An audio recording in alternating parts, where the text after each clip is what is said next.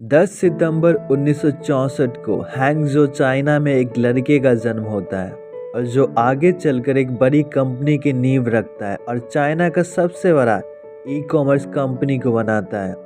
यह लड़का अपनी कंपनी का नाम एक कहानी के नाम पर रखता है जिसको हम आज अली बाबा ग्रुप के नाम से जानते हैं। आप सब ने अली बाबा और 40 चोर कहानी के बारे में तो सुना ही होगा, जो एक अरेबियन नाइट्स की कहानी है। हालांकि आप में से 10 से 20% लोग ही अली बाबा कंपनी का नाम जानते होंगे, क्योंकि आज तक सिर्फ हमने इंडिया में अमेज़न और फ्लिपकार्ट के नाम ही सुने हैं। लेकिन आपको जानकर हैरानी होगी कि अली बाबा चाइना की सबसे बड़ी ई कॉमर्स कंपनी है। जैसे अमेज़न अमेरिका की biggest and largest e commerce company है, वैसे ही अली बाबा चाइना की बिगेस्ट ई कॉमर्स कंपनी है। दोस्तों, आज हम जानेंगे अली बाबा के फाउंडर और सीईओ के बारे में, जिनका नाम जैक मा है। हम इस वीडियो में जैक मा के जीवन के बारे में जानेंगे और कौन से ग्रेट लेसन्स हम सीख सकते हैं इनके लाइफ से, ये भी जानेंगे। और इन सभी ग्रेट लेसन्स को अपने लाइफ में अप्लाई करके हम अपने गोल्स को पूरा कर सकते हैं और अपना नाम इतिहास के पन्नों में लिखवा सकते हैं। तो दोस्तों, क्या आप तैयार हैं इनके बारे में जानने के लिए? तो वीडियो को ध्यान से सुनिएगा। मैं वादा करता हूं कि आप इस वीडियो से बहुत सारी नई चीज़ें सीखेंगे। जैक मा एक चाइनीज़ एंटरप्रेन्योर और बिजनेसमैन है जो अली बाबा ग्रुप के फाउंडर, हेड और सीईओ है। साथ ही चाइना के दूसरे कई सारे फेमस वेबसाइट्स के भी फाउंडर है ये। जैक मा, इनका ओरिजिनल नाम मा यून है। जैक नाम ऐड होने के पीछे एक दिलचस्प कहानी है जो मैं आप सबको आगे वीडियो में बताने वाला हूँ। इनका जन्म 10 सितंबर 1964 को हैंगजो चाइना में हुआ था। इनके parents traditional musicians and story tellers थे। जब जैक बच्चे थे तब इनको इंग्लिश लैंग्वेज सीखने में गहरी दिलचस्पी थी। इंग्लिश सीखने के लिए जैक ने बहुत सारे फॉरेनर्स के लिए एक गाइड के तौर पर भी काम किया। 1972 की बात है जब यूएसए के former president Richard Nixon China visit किया था। जब जैक को पता चला कि यूएसए के प्रेसिडेंट रिचर्ड निक्सन इनके ही होम टाउन में विजिट करने आए हैं, तब जैक मा इस अपॉर्चुनिटी का अधिक से अधिक फ़ायदा उठाना चाहते थे। फिर जैक ने अपने रेसिडेंट के पास में जो होटल्स थे वहां जाना शुरू कर दिया ताकि ये फॉरेनर से बात कर सके और अपनी इंग्लिश पे अच्छी कमांड ला सके। इसके लिए जैक ने फॉरेनर्स को फ्री में टूर गाइडेंस देना शुरू कर दिया।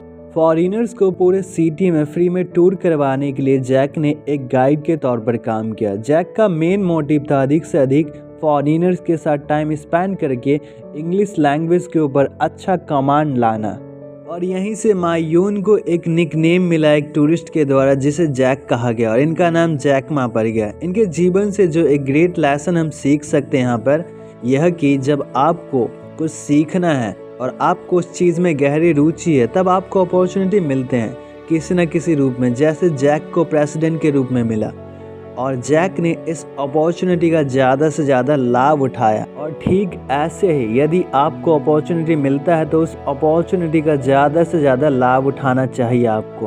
और हर दिन हम सबके पास कोई ना कोई अपॉर्चुनिटी है, बस ज़रूरी है कि हम उस अपॉर्चुनिटी को सही टाइम पर पहचानें। कि आप अपॉर्चुनिटी को पहचानने की कला और कौशल, आर्ट एंड स्किल सीखना चाहते हो, तो मैं इसके लिए आपको एक ग्रेट बुक रिकमेंड करूंगा जो आप सबको पढ़ना चाहिए। इसके लिए आप इस बुक को अमेज़न से खरीद सकते हो, मैं लिंक डिस्क्रिप्शन में दे दूंगा। बुक का नाम है एकर्स ऑफ डायमंड्स। इस बुक में बताया गया कि हर दिन हम अपने जीवन में अपॉर्चुनिटी को कैसे पहचान सकते हैं। और यकीन मानिए, यदि आप इस बुक को पढ़ते हैं तो आप लाइफ में कभी भी अपने अपॉर्चुनिटी को मिस नहीं करेंगे। देर मत कीजिए, बुक का लिंक डिस्क्रिप्शन में दे रखा है मैंने, वहाँ पे जाइए, लिंक पे क्लिक कीजिए और डायरेक्ट अमेज़न पर जाके आप बुक खरीद सकते हैं। आपको बुक बहुत ज़्यादा पसंद आएगा क्योंकि आप बुक से बहुत कुछ सीखेंगे।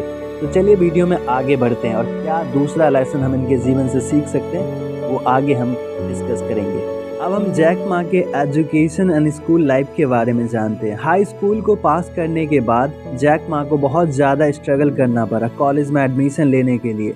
चाइनीज़ कॉलेज में एंट्रेंस एग्ज़ाम्स कराए जाते हैं जो एक साल में एक बार ही होता है, और जैक मा एंट्रेंस एग्ज़ाम्स में 2 बार फेल हो चुके थे। अंत में उन्होंने इंग्लिश में बीए की डिग्री लेने के लिए हैंगजो टीचर्स इंस्टीट्यूट में एडमिशन लिया। जैक ने 1988 में अपना ग्रेजुएशन कंप्लीट किया और नौकरी पाने के लिए अप्लाई करना शुरू कर दिया। हालांकि उन्हें कई सारे रिजेक्शंस का सामना करना भी पड़ा। बाद में जैक को एक लोकल यूनिवर्सिटी में इंग्लिश लेक्चरर के रूप में नौकरी मिल गई।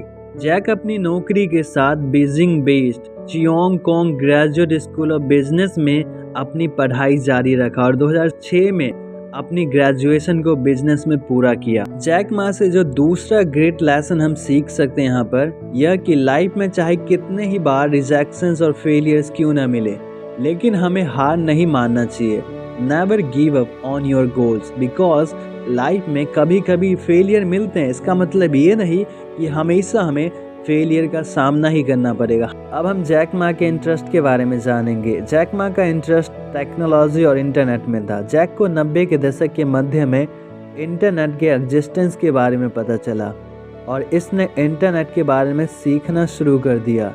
जैक ने टेक्नोलॉजी के इस नए चलन को एक बिजनेस अपॉर्चुनिटी के रूप में देखना शुरू किया और उन्होंने 1995 में यूएसए का दौरा अपने दोस्तों के साथ किया। जैक को इनके एक फ्रेंड ने वेबसाइटों से जुड़ना सिखाया था। जैक ने पहली बार ऑनलाइन बियर सर्च किया गूगल पर और उसने देखा कि चाइना से कोई रिजल्ट नहीं आ रहा है।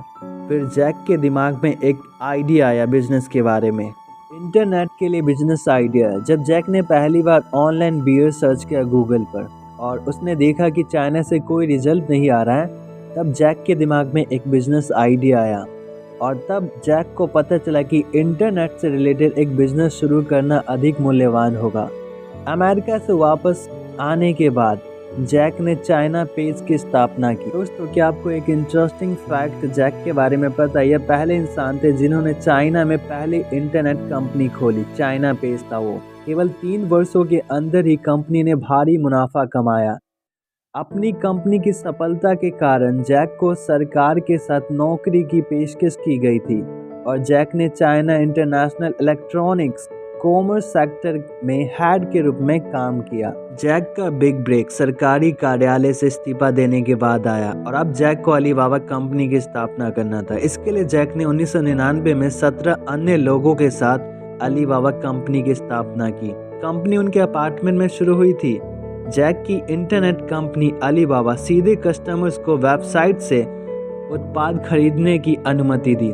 कंपनी को शुरुआत से ही फाइनेंशियल सपोर्ट मिला सरकार से, जिसने इसके विकास में काफ़ी मदद की। आज जैक का बिजनेस ऑलमोस्ट 240 डिफरेंट कंट्रीज में फैला हुआ है। उन्होंने 2003 में एक और ई कॉमर्स साइट की शुरुआत की जिसका नाम था तबाओ। यह कंपनी ईबे एंड याहू जैसे दिग्गजों का ध्यान अट्रैक्ट करते हुए टॉप वेबसाइट के रूप में ट्रेंड हुआ।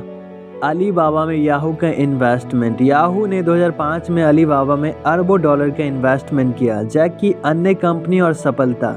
जैक ने 2 और कंपनियों की शुरुआत की। एक था अलीमामा, यह एक ऑनलाइन कंपनी है, और दूसरा था अलीसॉफ्ट, यह एक इंटरनेट बेस्ड सॉफ्टवेयर कंपनी है। अपनी कंपनी की सफलता के साथ जैक दुनिया के सबसे अमीर लोगों में से एक बन गया। भले वो चीन का सबसे धनी व्यक्ति है, लेकिन आज भी वो अपनी विनम्रता के कारण जमीन से जुड़ा हुआ है। जैक अभी भी कुंफू फिक्शन पढ़ना और लिखना पसंद करता है, पोकर खेलना, मेडिटेशन करना और ताई ची का अभ्यास करना पसंद करते हैं। 2013 में उन्होंने अलीबाबा के सीईओ पद से इस्तीफा दे दिया। जैक का पर्यावरण के लिए प्यार और गहरी जिज्ञासा। जैक को पर्यावरण से भी लगाव है। वह कई पर्यावरण समूहों का सदस्य है। 2013 में वह the nature conservancy global board के सदस्यों में से एक बने और क्लिंटन ग्लोबल इनिशिएटिव के दौरान उन्होंने बोला, चीन में एक नेचर रिजर्व के लिए उन्होंने कई एकड़ जमीन भी डोनेट कर दिए। जैक वर्ल्ड इकोनॉमिक फोरम के सदस्य हैं। हम जानेंगे जैक के रिवॉर्ड्स एंड रिकॉग्निशन के बारे में। जैक को कई सारे अवार्ड्स मिल चुके हैं। 2004 में जैक मा को चाइना सेंट्रल टेलीविजन द्वारा top 10 leaders of the year में फीचर किया गया। 2007 में जैक को business person of the year में फीचर किया गया और 25 most powerful business people in Asia में फीचर किया गया। और 2015 में एशियन अवार्ड सेरेमनी में जैक को एंटरप्रेन्योर ऑफ द ईयर का अवार्ड भी मिला है। जैक मा ने 1980 में जोंग इंग से शादी की। इनकी पत्नी ने इनके बिजनेस करियर में एक महत्वपूर्ण भूमिका निभाई और इन दोनों के 2 बच्चे हैं आज। तो दोस्तों मुझे उम्मीद है कि आपने बहुत कुछ सीखा होगा। आप सबको तहे दिल से धन्यवाद इस वीडियो को देखने के लिए।